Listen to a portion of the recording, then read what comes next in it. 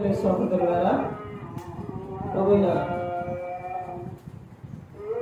యేసుక్రీస్తు నామములో హృదయపూర్వక వందనాలండి. ముందుగా ఇంత మంచి సమయాన్ని ఇచ్చిన తండ్రి దేవునికి ప్రభువైన క్రీస్తు ద్వారా కృతజ్ఞతాస్తుతులు చెల్లిస్తున్నానండి. అందరూ బాగున్నారండి. వాక్యం చదువుకొని ప్రార్థన చేసుకున్న తర్వాత పాటలోకి వెళ్ళాలండి. మత్తయి గారు రాసిన సువార్త 1వ అధ్యాయం 21వ వచనం. ఆమె ఒక కుమారుని కనును తన ప్రజలను వారి పాపముల నుండి ఆయనే రక్షించును గనుక ఆయనకు యేసు అను పేరు పెట్టుదువలెను. ప్రార్థన చేసుకుంటాం. పరలోకమందున్న మా తండ్రి, పరిశుద్ధ ప్రేమ గల తండ్రి, గొప్ప తండ్రి, బాబా తండ్రి, ఈ ప్రియ కుమారుడు యేసుక్రీస్తు ప్రభువు ద్వారా కృతజ్ఞతాస్తుతులు చెల్లిస్తున్నాం నాయన. ఆరాధన మద్దతులో మీరు నడిపించండి నాయన. వాక్యం బోధించుండగా తండ్రి వినివారు తండ్రి మంచులు తిని వాక్యానుసారం నడిచే భాగ్యత ఇచ్చేయండి తండ్రి. వాక్యం బోధించుండగా ఈ లోక సంబంధమైన జ్ఞానంతో కాకుండా మీ జ్ఞానంతో మాట్లాడే భాగ్యత ఇచ్చేస్తారని మా ప్రభువైన యేసుక్రీస్తు నామములో వేడుకుంటున్నాం తండ్రి. ఆమేన్. ప్రభువైన యేసుక్రీస్తు నామములో హృదయపూర్వక వందనాలండి. దేవుని కుమారుడు యేసుక్రీస్తు ప్రభువు ఈ లోకానికి వచ్చిన తర్వాత పరలోక రాజ్యం సమీపిస్తుంది కనుక మారు మనసు పొందమని మొదలుపెట్టారు. మారు మనసు పొందితే నువ్వు ఈ లోకంలో ఫలిస్తావు. మారు మనసు పొందితే లోకం విడిచిన తర్వాత పరలోకానికి చేరు. దేవుడు గ్రంథంలో రాసించిన విషయాలు, ప్రవక్తలు చెప్పిన విషయాలు మారు మనసు పొంది తిరుగుడి అని చెబుతున్నారు. మారు మనసులకు తగిన ఫలాలు ఫలించుడి అని చెబుతున్నారు. మారు మనసు పొందిన ఒక వ్యక్తి చెబుతున్న సమాధానం, ఒక వ్యక్తి కలిగి ఉన్న విషయాలు ఈ రోజున మనం బైబిల్ గ్రంథంలో నుంచి ఒక వ్యక్తి గురించి మనం నేర్చుకుందాం. అంశం పాఠం పేరు రాసుకోనండి. క్రీస్తు ప్రేమ నుండి మనలను ఎడబాపు వాడెవడు? క్రీస్తు ప్రేమ నుండి మనలను ఎడబాపు వాడెవడు? క్రీస్తు ప్రేమ నుండి మనలను ఎడబాపు వాడెవడు అని ఒక వ్యక్తి చెబుతున్నాడు. ఆ వ్యక్తి యేసుక్రీస్తు ప్రభువారు లోకం విడిచి పరలోకం వెళ్ళిన తర్వాత ఈ వ్యక్తి చేసిన విధానం ఏంటంటే, ఆ వ్యక్తి ఎలా ఉండేవాడనంటే అందరినీ బాధ పెడుతూ హింసిస్తూ ఉండేవాడు. క్రైస్తవులు అనబడిన వారిని ఎవరైతే ప్రార్థనకు వెళ్తారో, ఎవరైతే మందిరానికి వెళ్తారో వాళ్ళందరినీ హింస పెట్టేవారు.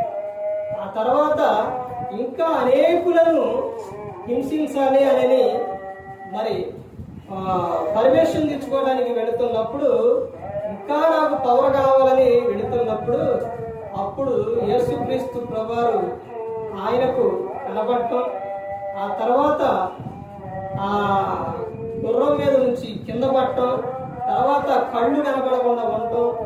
అయితే అక్కడ ఉన్నవారు కూడా పడ్డారులే కానీ వారికి మాత్రం కనబడ్డా, ఇతనికి మాత్రమే కనబడ్డాడు.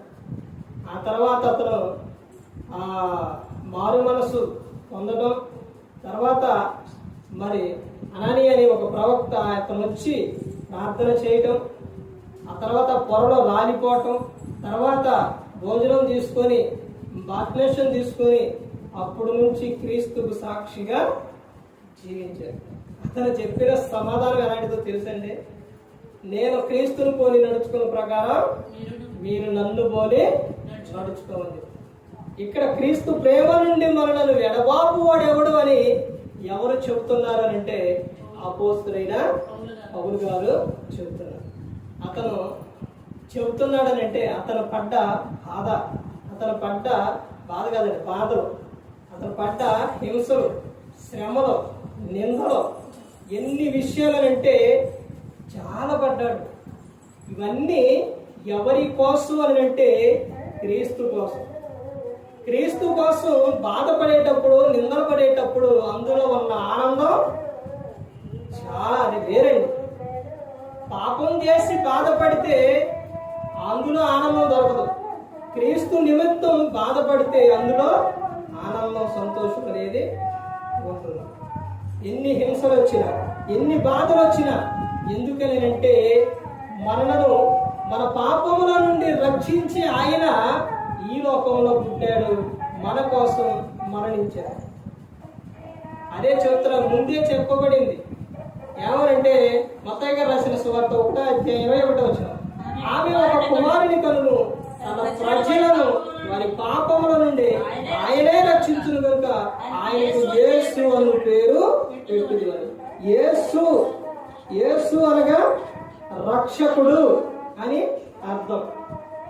క్రీస్తు అనగా అభిషక్తుడు అని అర్థం. ఇప్పుడు ఈ రెండు పదాల్లో ఉన్న అర్థం ఏంటంటే, వీటిలో ఉన్న అర్థాలు రక్షకుడు అంటే అందరినీ రక్షించడానికి వచ్చింది, అభిషక్తుడు అంటే అందరినీ అభిషేకించడానికి, అంటే అందరూ ఎలా ఉండాలంటే క్రీస్తు స్వరూపం కనబడాలి. అందరినీ, ప్రతి ఒక్కరు కూడా దేవుని పని చేసే వారిగా ఉండాలి, ప్రతి ఒక్కరు ఫలించాలి అని కోరుకున్నారు. ఇప్పుడు మనం కొన్ని విషయాలు చూస్తే ఒకే అధ్యాయం, ఒకే వచనంలోని ఉన్న పదాలు, ఆ విషయాలు చూడండి. అపోస్తలుడైన పౌలు గారు రోమీయులకు రాసిన పత్రిక, అపోస్తలుడైన పౌలు గారు రోమీయులకు రాసిన పత్రిక 8వ అధ్యాయం 35వ వచనం, క్రీస్తు ప్రేమ నుండి మనలను ఎడబాపు వాడెవడు? శ్రమైనను. మొట్టమొదటిది ఏంటంటే శ్రమ. ఎన్ని శ్రమలు వచ్చినా, ఎన్ని ఎలాంటి అయినా కానీ, ఏ శ్రమ అయినా కానీ క్రీస్తు ప్రేమ నుండి మనలను ఎడబాపు తీయ. ఎన్ని శ్రమలు వచ్చినా నీకు కుటుంబంలో కానీ, బయట వారి ద్వారా కానీ, ఎక్కడైనా కానీ నీకు శ్రమలు వచ్చాయనంటే ఆ శ్రమల్లో నుంచి క్రీస్తు ప్రేమ నుండి మనను ఎడబాపు తీయ. ఆ శ్రమలో క్రీస్తు ప్రేమ ఎలాంటిదనంటే మనందరి కోసం ప్రాణం పెట్టారండి. దేవుడేమో లోకాన్ని ఎంతో ప్రేమించారు. యోహాను గారు రాసిన సువార్త 3:16. యోహాను పత్రిక 1:3-16. అక్కడేమో దేవుడు లోకాన్ని ఎంతో ప్రేమించారు, క్రీస్తుని పంపించారు. ఇక్కడేమో యేసుక్రీస్తు ప్రభువారు మనందరి కోసం ప్రాణం పెట్టారు. యేసుక్రీస్తు ప్రభువారు ప్రతి ఒక్కరి పాపాల నుండి మనందరినీ రక్షించడానికి యేసుక్రీస్తు ప్రభువారు ఈ లోకానికి వచ్చారు. మరి ఈ లోకంలో వచ్చే శ్రమలు, ఈ శ్రమలు క్రీస్తు ప్రేమ నుండి మనను ఎడబాపుతీయ. ఆయన పడ్డ శ్రమలో ఎలాంటి అంటే, క్రీస్తు పడ్డ శ్రమలో మన నిమిత్తం, మన పాపాల కోసం ఆయన మన దేహంతో జరిగించిన ప్రతి ఒక్క దానికి ఆయనకు శిక్ష పడ్డదండి. మనిషి చేసే పాపం ఎలాంటి, ఏ దాంతో చేస్తే ఆ శిక్ష ఆయనకు పడ్డది. కళ్ళతో చేసే ఈ తప్పుడు చూపులకి, తర్వాత ఈ నోటితో మాట్లాడే మాటలు, తలంపులతో చేసే తప్పుడు ఆలోచనలు, వీటికి ఇంతవరకు శిక్ష ఏం పడ్డదో తెలుసండి? ఏం పడ్డదండి? ఆయన్ని గుద్దారు. మొహాన్ని ఏం చేశారంటే కొట్టారు, గుద్దారు. ఆయన మొహాన ఉమ్ము పూశారు, తలకు ముళ్ళ కిరీటం పెట్టారు. అంటే మనిషి చేసే ఇంతవరకు. తర్వాత ఈ చేతులతో చేసే తప్పులకు శీలలు కొట్టారు, మేకులు కొట్టారు. తర్వాత ఈ దేహంతో మనిషి చేసే తప్పులకు ఆయన శరీరం మీద 39 దెబ్బలు కొట్టారు. ఆయన శరీరం ఎలా ఉందో తెలుసండి? ఎలా ఉందేనంటే గ్రంథంలో చెబుతున్నారు, ఆయన శరీరం సిలువుకు తీసుకెళ్ళినప్పుడు నాగటి సాలతో భూమిని దున్నితే ఎలా అయితే ఉంటుందో ఆయన శరీరం అలా ఉంటుందంట. ఒక వ్యక్తి శ్రేష్టమైన, ఏ అనారోగ్యం లేకుండా బలమైన వ్యక్తి, శ్రేష్టమైన వ్యక్తిలో ఉండే రక్తం ఎంత అంటే 6.5 లీటరు. ఆ రక్తం అంతా పోయిందంట. యేసుక్రీస్తు ప్రభువారి దేహంలో ఉన్న రక్తం మొత్తం పోయిందంట. చరిత్రకారులు చెబుతున్న విషయం, ఆయన దేహంలో రక్తం లేదంటండి, అంత మొత్తం గారిపోయిందంట. తర్వాత కాళ్ళతో చేసే తప్పులకు కాళ్ళకి ఏం కొట్టారండి? మేకులు కొట్టారు. అంటే మనిషి చేసే ప్రతి ఒక్క దానికి కూడా క్రీస్తు మన కోసం బలయ్యారు. ఆయన పడ్డ శ్రమలకు, ఆయన పడ్డ ఆ విధానానికి, మరి ఈ లోకంలో మనిషికి వచ్చే శ్రమలు ఆ ప్రేమ నుండి మనను ఎడబాపుతాయండి. ఎడబాపు అంటే ఎందుకనంటే నీకు ఈ లోకంలో వచ్చే శ్రమలు ఇవి శాశ్వతమైనవి కాదండి, శాశ్వతమైనవి కాదు. తర్వాత అపోస్తలుడైన పౌలు గారు అక్కడ చెప్తున్న ఇంకో విషయం చూడండి, ఏమని చెబుతున్నారు? తర్వాత శ్రమ అయినను బాధలైనను, బాధ మనిషికి వచ్చే బాధ, అనేకమైన విషయాల్లో మనుషులకు బాధలు అనేది వస్తుంది. ఆ బాధలు కూడా క్రీస్తు ప్రేమ నుండి మనలను ఎడబాపవండి. తర్వాత ఇంకా అక్కడ చెబుతున్న విషయం, ఇంకా ఏం చెబుతున్నారండి? హింస అయినను, హింసలో ఎన్ని హింసలు వచ్చినా, ఏదొచ్చినా కానీ క్రీస్తు ప్రేమ నుండి మనలను ఎడబాపు. తర్వాత ఏమని చెబుతున్నారు అక్కడ? కరువులు తినటానికి ఉన్నా లేకపోయినా, ఇది ఇప్పుడంటే కొంచెం అందరికీ తినడానికి ఉన్నాయి, కానీ పూర్వకాలంలో చాలా బాధలు పడేవారండి. తెచ్చుకుంటేనే తినటం అనే విధానంగా ఉండేది ఆ కాలంలో. పెద్దవారికి తెలుసు అవన్నీ కూడా ఆ రోజున ఎలా ఉండేది. మరి అయినా కానీ అలా తెచ్చుకొని అందులోనే, తెచ్చుకున్న వాటిలోనే మరలా దేవునికి ఇచ్చేవారు. ఇప్పుడు అందరూ కూడా మామూలుగా మందిరానికి ఎలా వచ్చేస్తున్నారంటే, ఒక ఇలా చెప్పడం అనేది వాక్యం చదివితే తెలుస్తుంది, కానీ ఇలా చెప్పడం అనేది రకం ఉంది. ఎందుకంటే ఒక ప్యాషన్ అయిపోయింది మందిరానికి రావడం అంటే. ఇది వరకు మందిరానికి పూర్వకాలం కానీ మందిరానికి వచ్చేవారు చాలా భక్తితో వచ్చేవారు. ఇప్పుడు ఎలా వస్తున్నారంటే భక్తితో రావట్లా, సిగ్గుతో వస్తున్నారు. వెళ్ళకపోతే మళ్ళీ అయ్యగారు అడుగుతాం, వెళ్ళకపోతే ఎలాగా అనే విధానంతో మనిషి ఈ రోజున వస్తాడు. కానీ ఇది వరకు ఎలా వచ్చేవారు తెలుసండి? ఎలా వచ్చేవారంటే, వారు వచ్చేటప్పుడు వారు 6 రోజులు కష్టపడి తెచ్చుకున్న దాంట్లోని, తినడానికి తెచ్చుకున్న దాంట్లోని ఈ దేవునికి అంత తీసుకొని వచ్చేవారు. దేవునికి తీసుకొని వచ్చేవారండి. తర్వాత వారు వచ్చేటప్పుడు వారు చదువుకోలేకపోయినా కానీ ఆ పెద్దవారైనా బైబిల్ చేత పట్టుకొని వచ్చేవారు. ఆ విధంగా వచ్చేవారు. ఎన్ని కరువైనా కానీ, తినడానికి ఉన్నా లేకపోయినా, ఇదిగో నా దేవునికి ఇవ్వాలి. ఇప్పుడు ఏ తెలివితేటలు వచ్చినాయి అంటే మనిషికి, సేవకుడికి ఇస్తే, దేవునికి ఇస్తే ఎవరు తీసుకున్నారు? సేవకుడు తీసుకుంటాడు అనే విధానంలో మనిషి మారిపోయింది. కానీ ఇదిగో నేను ఇచ్చేది ఎవరికి ఇస్తాను? దేవునికి ఇస్తున్నా. నువ్వు కానుకలు పట్టేటప్పుడు చదివించేది అదేగా. కొంచెంగా విత్తువాడు కొంచెంగా పంట పోయిన, సమృద్ధిగా విత్తువాడు సమృద్ధిగా పంట పోయిన. అయితే నువ్వు ఎలా ఇవ్వాలి అని అనుకున్నారంటే నీ హృదయంలో నిశ్చయించుకున్న ప్రకారమే దేవునికి ఇచ్చే దాంట్లో దేవునికి ఎలా చెప్తున్నారు? సమృద్ధిగా ఇస్తే సమృద్ధిగా దేవుడు నీకు ఇస్తారని చెప్తారు. ఇవన్నీ ఏమిటంటే చెబితే మనిషికి బాధ కలిగింది, కానీ వాక్యం చదివితే అర్థమైంది. కరువులో కూడా ఎన్ని వచ్చినా కానీ క్రీస్తు ప్రేమ నుండి మనను ఎడబాపుది అండి. కొన్ని సందర్భాల్లోనంటే బైబిల్ చదివేటప్పుడు గమనించుకోవాలి. చెప్పే సేవకుడైనా, వినే వారైనా ఎవరైనా ప్రతి ఒక్కరూ చదివేవారు, వినేవారు, చెప్పేవారు గ్రహించాలి. వాక్యము కొన్ని సందర్భాల్లో అక్కడున్న వ్యక్తులతో మాట్లాడింది. ఇది గమనిస్తున్నారండి? అక్కడున్న వ్యక్తులు ఎక్కడున్న వ్యక్తులండి? ఇప్పుడు అపోస్తులు ఉన్నారండి. అర్థమని చెప్తాం. అపోస్తులు ఉన్నారు. అపోస్తుల యొద్దకు అక్కడున్న వారు, ఆ ఏరియా మొత్తం కూడా వారు ఏం చేశారంటే చరచర ఆస్తులు అమ్మి తీసుకొచ్చి వారి పాదముల యొద్ద పెట్టారు. అంటే చెప్పింది ఎవరికి?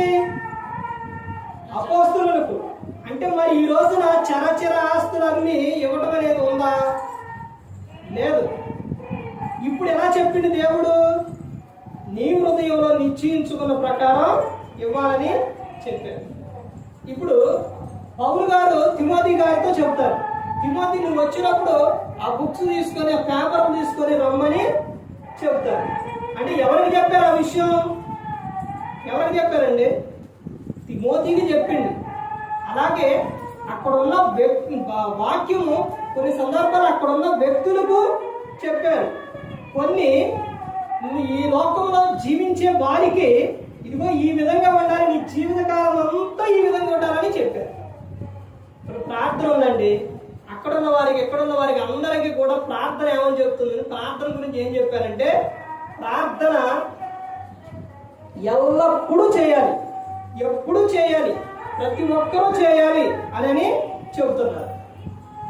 అంటే బైబిల్ వాక్యం ఏం చెబుతుందనంటే ఒక్కొక్క సందర్భాల్లో అక్కడున్న రాసిన అంటే అక్కడున్న వ్యక్తులకు వాళ్ళతో మాట్లాడుతుంది.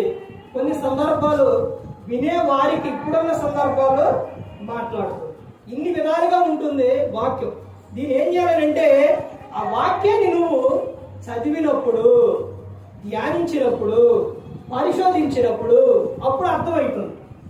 అంతేలే కానీ వాక్యం చదవకుండా నువ్వు వాక్యాన్ని వినాలి అంటే ఏం చెబుతున్నారు, అసలు వీళ్ళు ఏం చెబుతున్నారు అన్నది నీకు అర్థం అవుతుంది.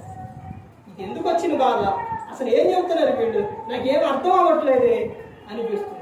అదే గ్రంథాన్ని చదివితే నువ్వు అస్తమానం చదవలేరండి. ఎప్పుడు చదవాలంటే చదవలేదు. అని ఒకసారి చదివి నువ్వు గ్రంథాన్ని ఏం చేయాలి? ధ్యానించాలి. అప్పుడు అర్థమవుతుంది. అపోస్తలుడైన పౌలు గారు చెబుతున్న విషయం, కరువైనను ఆయనకి ఎన్ని కరువులో జీవించాడో తెలుసండి. తినడానికి లేకపోయినా ఎన్నెన్నో సందర్భాలు అపోస్తలుడైన పౌలు గారు అన్ని బాధలో పడ్డారు. తర్వాత అక్కడ చెబుతున్న విషయం వస్త్రహీనత. ఏంటంటే వస్త్రహీనత. మంచి వస్త్రాలు ఉన్నా లేకపోయినా క్రీస్తు ప్రేమ నుండి మనలను ఎడబాపు. ఎవరు ఎడబాపుతారు? క్రీస్తు ప్రేమ నుండి. తర్వాత చెబుతున్న ఉపద్రవం.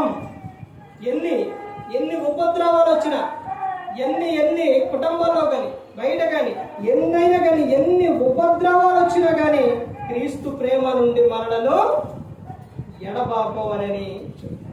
తర్వాత 7వ విషయం ఏం చెబుతున్నారు అక్కడ? ఖడ్గమైనను మనలను ఎడబాపున. చూశారండి? ఖడ్గమైనను నిన్ను ఖడ్గం లేకపోతే కత్తి తీసుకునైనా లేకపోతే ఏ విధంగా అయినా కానీ నిన్ను బెదిరించినా ఏదైనా కానీ క్రీస్తు ప్రేమ నుండి మనలను ఎడబాపుతాయండి. ఇప్పుడు ఎవరైనా వచ్చారండి, ఇప్పుడు మీరందరూ ప్రార్థన చేస్తున్నారని అక్కడ వచ్చి ఇప్పుడు మీరు ఇక్కడి నుంచి వెళ్ళిపోతే మొత్తాన్ని కాల్ చేస్తాం, చంపేస్తాం, ఈ ఖడ్గంతో చంపేస్తాం అంటే ఏం చేస్తారు? పారిపోతుంది. భక్తి కాదండి. అర్థమైందండి? ఇక్కడ ఏమని చెప్పారు తెలుసా అపోస్తలుడైన పౌలు గారు? ఇక్కడ ఎన్ని విషయాలు చెప్పారండి? శ్రమలు, బాధలు, హింసలు, కరువులు, వస్త్రహీనత, ఉపద్రవం, ఖడ్గం, 7 విషయాలు. ఎన్ని వచ్చినా క్రీస్తు ప్రేమ నుండి మనలో ఎడబాపుతి అయ్యే.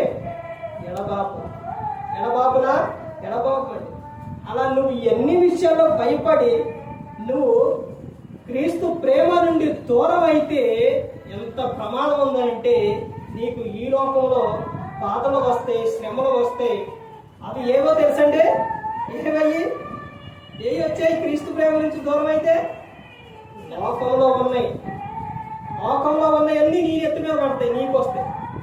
అదే క్రీస్తుల్లో ఉన్నప్పుడు ఇవన్నీ వచ్చినా కానీ అవి ఏమైతే సకాలంలో పోతాయి. పిల్లవాడు ఉన్నారండి, చిన్నపిల్లలు ఉన్నారు. పిల్లవాడు ఎప్పుడు కూడా ఎల్కేజీ చదువుతురా, చదవడం. ఎప్పుడు ఎక్కడికి? స్కూల్కి. ఎప్పుడు హై స్కూల్కే వెళ్తారా? వెళ్ళడం.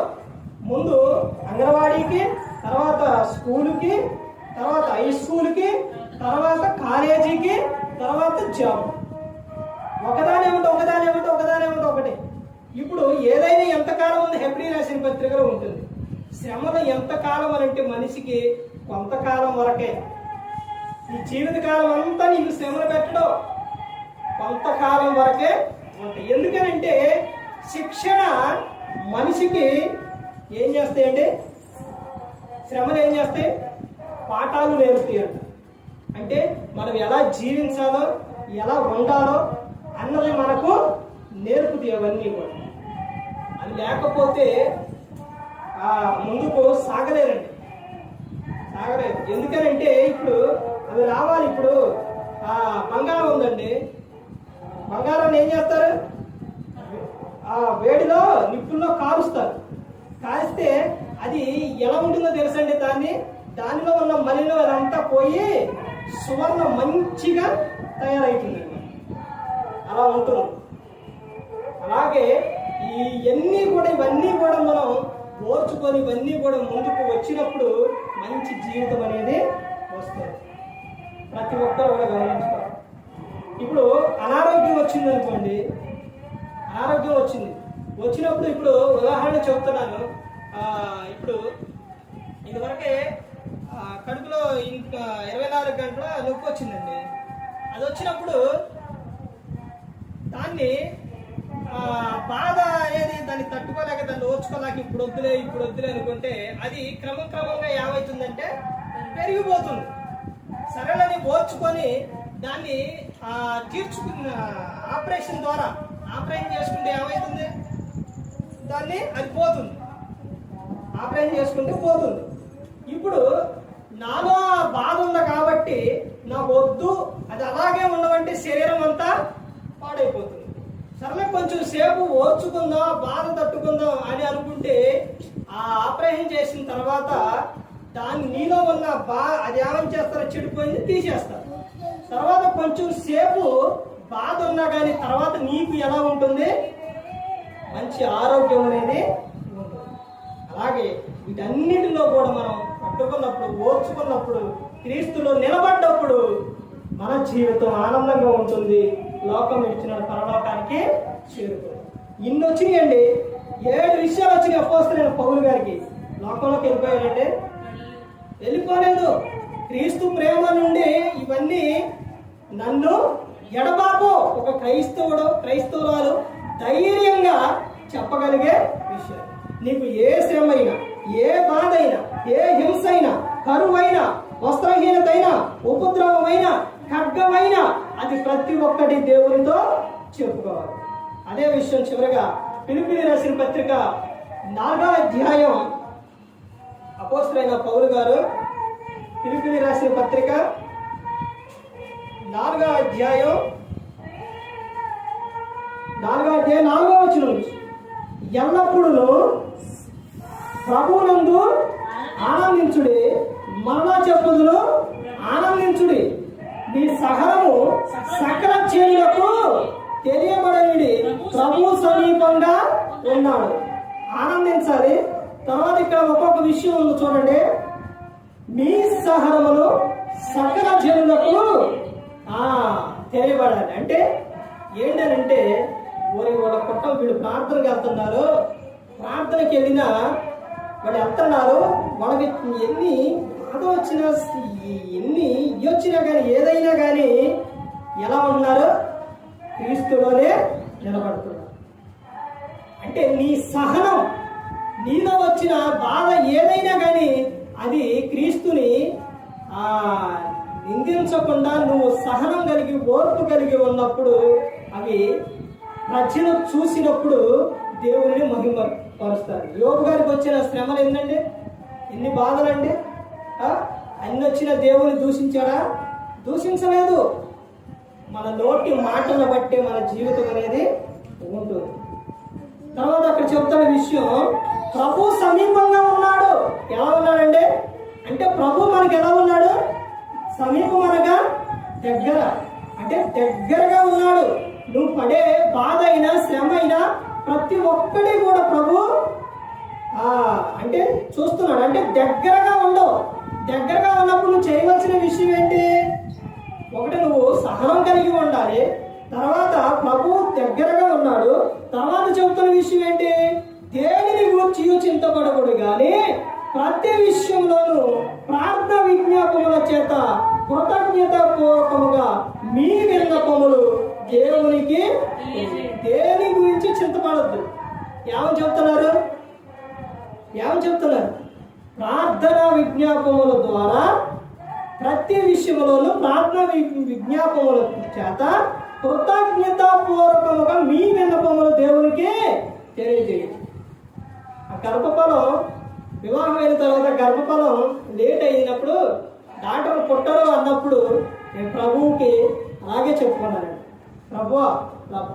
పుట్టరాట ప్రభు అని ప్రభువుకి మొరపెట్టుకున్నప్పుడు దేవుడు బహుమానాన్ని ఇచ్చాడు. అంటే మనం ఏం చేయాలి?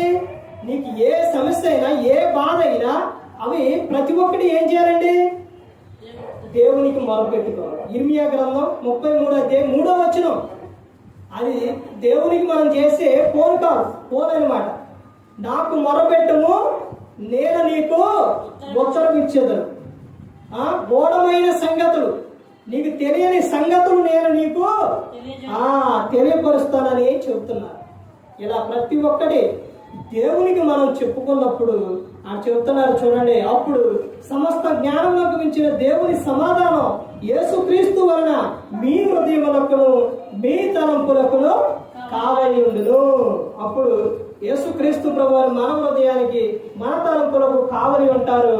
అప్పుడు ఎలా ఉంటుందంటే, ఎలా ఉంటుంది అంటే 19వ వచనంలో చెప్తున్నారు చూడండి. కాగా దేవుడు తన ఐశ్వర్యం చొప్పున క్రీస్తు యేసునందు మహిమలో మీ ప్రతి అవసరం కూడా తీరుస్తారు. ఇప్పుడు యోబు గారికి అన్ని శ్రమలు వచ్చినాయండి, అన్ని బాధలు వచ్చినాయి. ఆయన దేవుళ్ళలోనే ఉన్నారు, దేవుళ్ళో నిలిచి ఉన్నారు. చివరికి జరిగిన విషయం ఏంటంటే, ఎంత అయితే పోయినాయో మరలా 2 అంతలో వచ్చింది. పిల్లలు కూడా అలాగే ఇచ్చారు. ఇప్పుడు ఆ పిల్లలు ఎక్కడున్నారండి? మొదటి పిల్లలు ఎక్కడున్నారు? పరలోకంలో ఉన్నారు. మరణ పిల్లలనే ఇచ్చారు. అంటే వారు పరలోకంలో ఉన్నారు, మరణ పిల్లల్నే ఇచ్చారు. ఆయనకి ఏవైతే పోయినాయి అవన్నీ కూడా తిరిగి ఇచ్చారు. అంటే ఆయన శ్రమల్లో అవన్నీ విషయాల్లో కూడా నా దేవుడు నన్ను విడిచిపెట్టడు, నా దేవుడి నుంచి నేను దూరం అవ్వను. అపవాది ఎన్ని ప్రయత్నాలు చేసినా, ఎన్ని బాధలు పెట్టినా, ఎన్ని శ్రమలు పెట్టి, ఎన్ని వచ్చినా ఏదొచ్చినా నా దేవుడు నాకు తోడుగా ఉన్నాడు.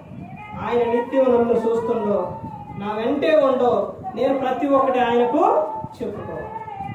పిల్లలు తండ్రికి ఎలా చెప్పుకుంటారండి? ఏదైనా బాధైనా కావాలన్నా ఎలాగైతే చెప్పుకుంటారో అలాగే మనం కూడా దేవునికి ప్రతి ఒక్కటి కూడా ఆయనకు చెప్పుకోవాలి.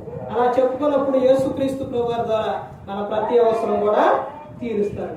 అపోస్తలుడైన పౌలు గారు చెప్తున్న విషయం ఆయన ఎంత ధైర్యంగా చెప్తున్నారంటే, అంటే క్రీస్తుని ఎంతగా ఆయన హృదయంలో ఆయనలో ఎంత ఇదిగా ఉంచారో ఒక్కసారి ఆలోచించారు. నా మట్టుకైతే బ్రతుకుట క్రీస్తే, చావైతే లాభం. ఈ దేహం నాది కాదు. అపరాధముల చేత పాపముల చేత మనం చచ్చి పడి ఉన్నప్పుడు క్రీస్తుతో మనల్ని ఆయన లేపారు. ఎందుకంటే ఆయనతో పాటు ఉంచాలని. మనం దేవుని స్వరూపం, దేవుని పోలిక. మరి అలాంటప్పుడు ఏ విధంగా ఉండాలో ప్రతి ఒక్కరు కూడా తెలుసుకోవాలి. చిన్న ఆటికి కృంగిపోతూ, చిన్న ఆటికి బాధపడుతూ దేవునికి దూరం అయిపోతే ప్రయోజనం అనేది లేదండి. ఇంకా నిన్ను లోపల తీసుకెళ్ళిపోతావు. క్రీస్తు నీ దగ్గర ఉంటేనే క్రీస్తు నీ దగ్గర ఉంటేనే ఆనందం. మత్తయి సువార్త 11వ అధ్యాయం 28-29 వచనాలు ఆయన ఏమని చెప్తున్నారు? ప్రయాసపడి భారం మోసుకొనుచున్న సమస్త జనులారా నా యొద్దకు రండి, నేను మీకు విశ్రాంతిని కలుగు చేస్తా. విశ్రాంతి, మీ ప్రాణములకు ఏం కలుగు చేస్తా? శాంతి కలుగు చేస్తా. నేను నా యొద్దకు రండి. చూడండి, ఎంతో ధనవంతులు కానీ సినిమా హీరోలు కానీ ప్రతి ఒక్కరు కూడా చనిపోతున్నారు, ఉరేసుకొని చనిపోతున్నారు, మందు తాగి చనిపోతున్నారు, రకరకాల చనిపోతున్నారు. వాళ్ళకి ఏం తక్కువ అండి? ఏం తక్కువ? వాళ్ళకి ఏం లేదో తెలుసండి? మనశ్శాంతి. ఆ మనశ్శాంతి దొరకాలి అంటే అది ఎవరు యొద్దానంటే క్రీస్తు యొద్దాలి. ఆయన యొద్దనే మనశ్శాంతి అనేది దొరుకుతుంది. ఎవరు నశించే లోకానికి వెళ్ళిపోకూడదని యేసు క్రీస్తు ప్రభువు ఈ లోకానికి వచ్చి మనందరి కోసం సిలువలో ఆయన మరణించారు. ప్రతి ఒక్కరు కూడా దేవుని యందు భయభక్తులు కలిగి పరిశుద్ధాత్మను నాటి ఇంటూ హృదయ శుద్ధిని కాపాడుకుంటూ క్రీస్తుని పోలి నడుచుకున్నప్పుడు ఈ లోకం విడిచినప్పుడు పరలోకానికి చేరుకుంటారు. మరి ఈ విధంగా నిలబెట్టి మాట్లాడించిన తండ్రి దేవునికి కృతజ్ఞతాస్తుతులు చెల్లిస్తూ ఎంతవరకు శ్రద్ధగా ఉన్న మీకు ప్రభు పేద నా హృదయపూర్వక వందనాలు చెల్లిస్తూ ఈ మాటలు అందరికీ వందనాలు.